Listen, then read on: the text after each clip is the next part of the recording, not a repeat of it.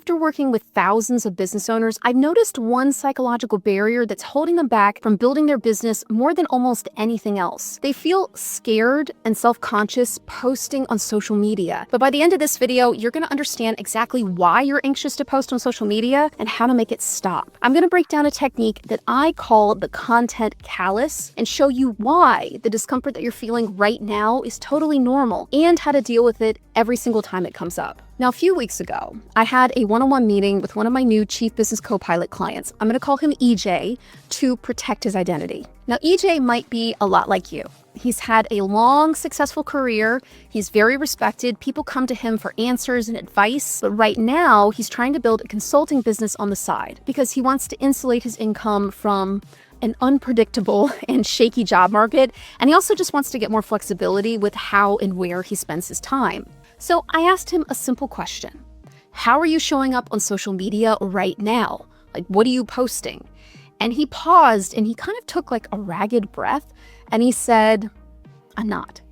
And then he told me something that I've heard probably hundreds of times now in my career. He feels incredibly self-conscious posting online. Even responding to comments will trigger anxiety and overthinking. Being visible to EJ feels like standing naked on a stage with no script and no safety net. But having a reaction like this, I want to tell you, is totally normal. And deep down, it's actually a psychological protection mechanism. And it tends to hit experts harder than almost anybody else. And I'm going to explain why. So when you've spent years being the person who's the leader, the smartest person in the room, your identity gets wrapped up in being smart. It happened to me.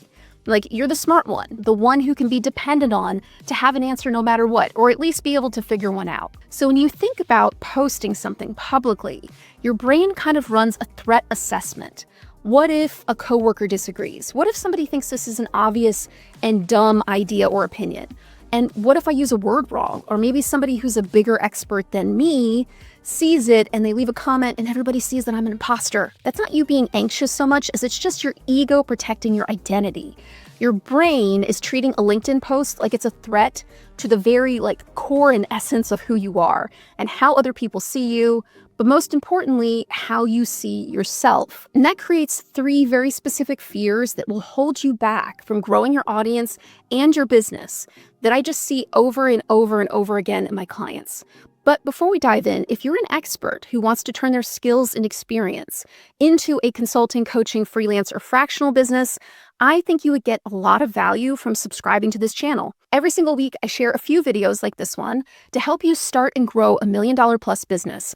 It makes a big difference to a small channel like this when you like and subscribe, so please do. The first fear that I see in experts looking to build their business is the fear of looking stupid, because experts are used to being the smartest person in the room, and a public post is the one place where that status as a smart person could be challenged. The second fear is the fear of judgment, not just about ideas, but about appearance, age, weight, voice, delivery.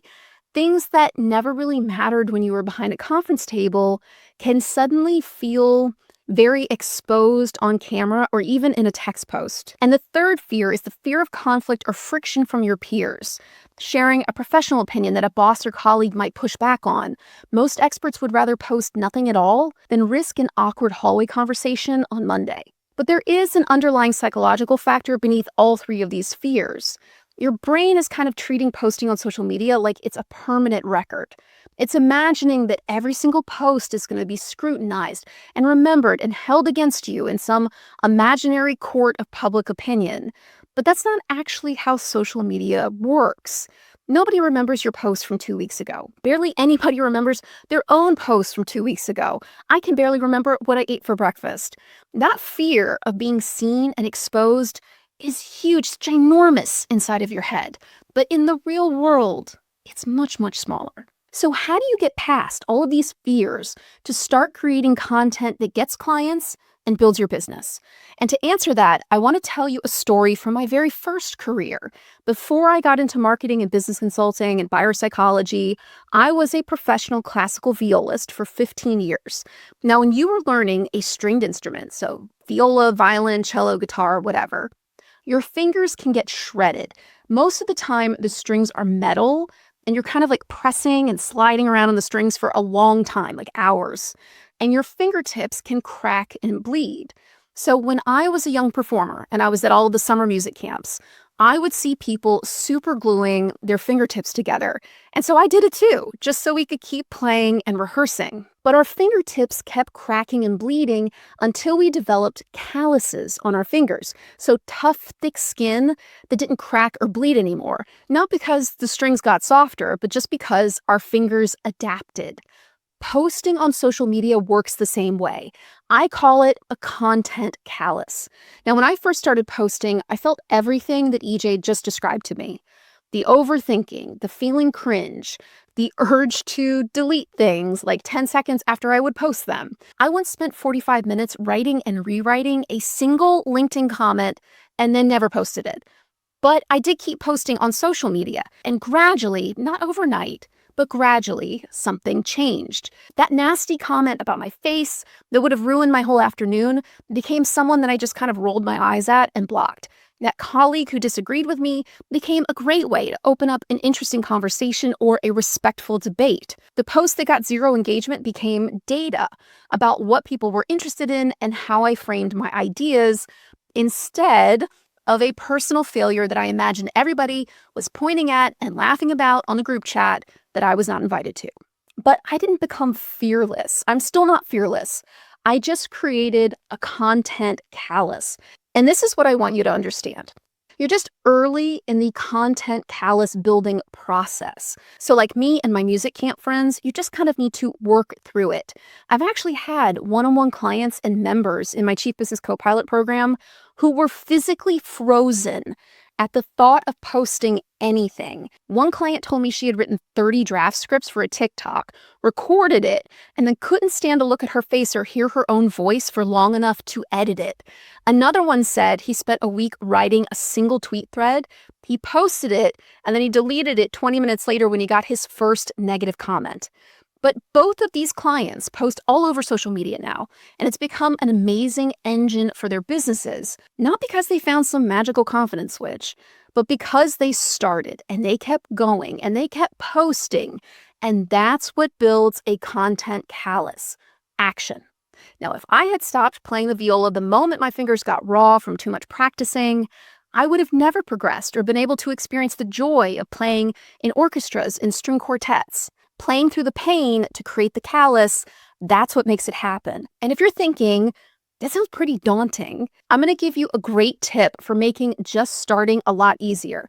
It's not about being delusional or any like toxic positivity. It's just about reframing in your mind what a post actually is. Most experts think of a post as a performance, something that will be evaluated and graded and judged against their professional reputation. But a post isn't a performance. It's just data. It's a shot on goal. You're not trying to prove that you're brilliant and attract 10,000 followers with just one post. You're only trying to help one person feel like you understand their problem or their feelings or their business. You're not writing to impress everybody. You're writing to connect. And I love to say this, connection does not require perfection. That colleague who might disagree with you, they're not your audience. That troll who's going to leave a nasty comment, they would say the same exact thing to a supermodel. And if you have been in TikTok comments, then you know that they do. And then there's that person who reads your post and thinks, that's exactly how I feel or what I'm dealing with. That is your audience. And they really don't care if your phrasing isn't perfect. They care that you understood and reflected what they're going through. Now, if you're trying to build a business from your expertise and you're still kind of figuring out what to post or where to start, I put together a free resource called the Consulting Starter Kit. It walks you through the foundations that you need, including what to post and where to post to start attracting clients. You can grab it for free at consultingstarterkit.com or at the link in the description. Now let me tell you what happens after the content callus forms. Once posting stops feeling like a threat to your identity and to your ego, you can see how it starts to become a tool. You begin noticing patterns, which ideas and which insights resonate with people, what problems your audience cares about the most. And you start building kind of a feedback loop between your expertise and what the market wants. You learn what people actually need, not what you assume that they need. And I'm here to tell you that that feedback loop is worth more than any degree or any brand on your resume, because it tells you exactly how to package your expertise in a way that feels meaningful to buyers and that they actually respond to. Now, this is exactly the kind of work that I help my clients do inside of one-on-one coaching and in my program, Chief Business Co-Pilot. It's where I act as your thinking partner and business co-pilot to help you create and build $1 million plus business step by step. You can learn more at chiefbusinesscopilot.com or just visit the link in the description. So just remember, the discomfort that you feel posting online isn't a sign that you're not cut out for this. It's a sign that your content callus has not yet formed. And the only way that it forms is by starting. But once you start posting and the content callus starts to build, another challenge will rear its head. Visibility alone is not going to get you buyers and clients.